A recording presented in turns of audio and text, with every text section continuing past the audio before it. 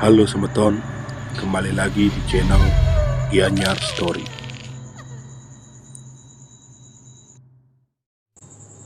Bapak ini beli sate di pasar gaib Tabanan. Kisah nyata ini dialami oleh Bapak, kebetulan itu adalah Bapak temannya dari Mimin. Sebut saja Bapak ini Pak Rugek, berasal dari satu wilayah di Tabanan. Awal kisahnya dimulai pada suatu hari Bapak Rugek mendatangi undangan pernikahan yang kebetulan itu adalah pernikahan saudaranya.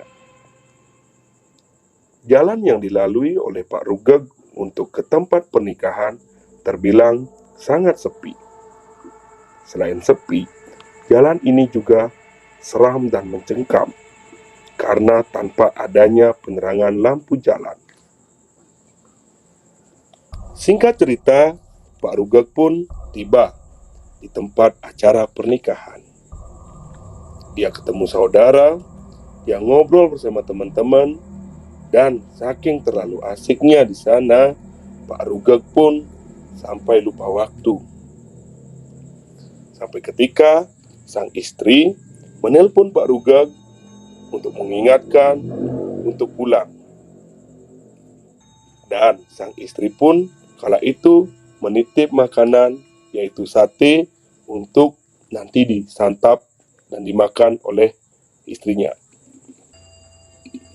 Tanpa berpikir panjang, karena waktu pun sudah larut, Pak Rugek pun berpamitan untuk pulang dari acara pernikahan itu.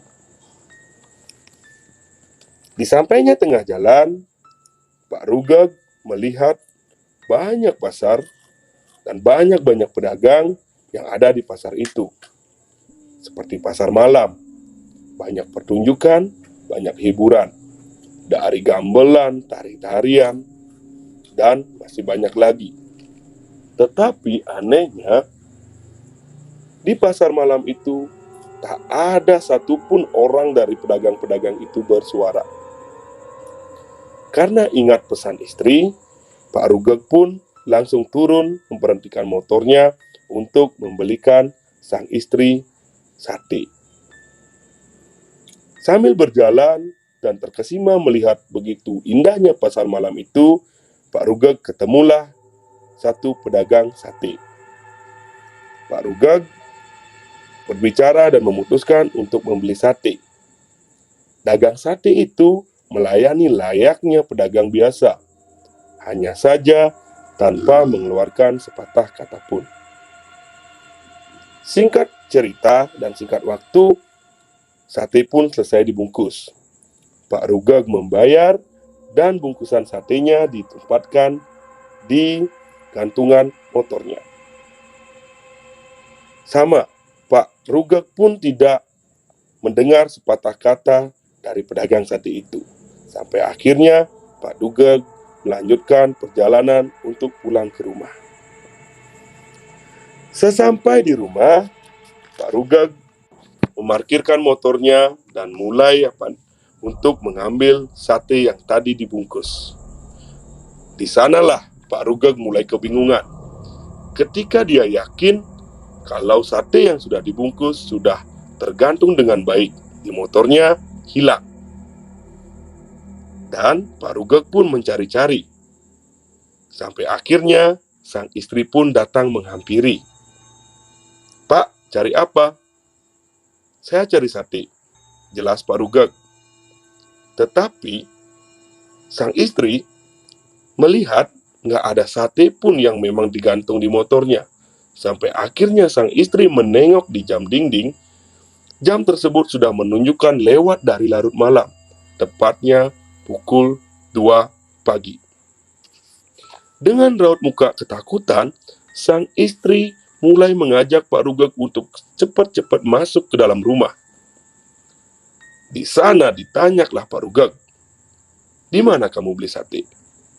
Pak Rugek menjawab, kalau dia beli sate di tengah jalan mau pulang di pasar malam. Dan ketemu pasar malam itu pun dia ceritakan kalau pasar malamnya itu sangat ramai.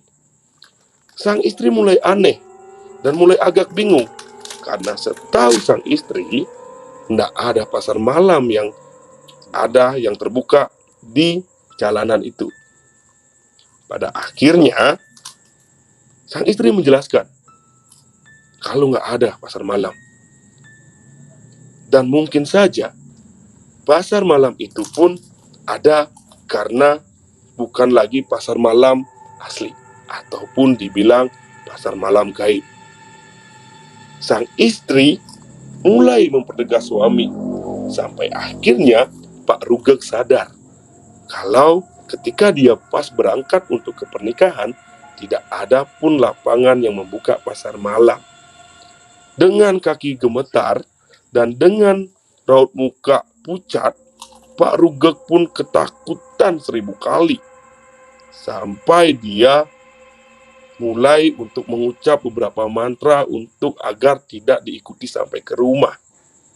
Dan akhirnya Pak Rugek pun dari kejadian ini memutuskan untuk tidak bakal lagi pulang ataupun keluar larut-larut malam.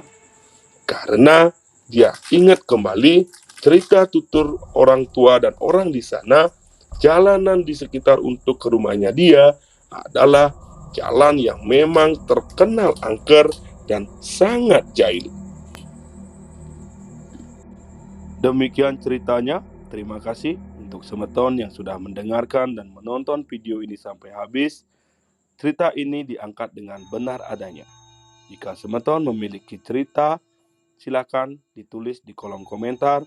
Mimin akan bacakan dan ceritakan buat semua semeton-semeton yang suka mendengarkan cerita horor di Bali.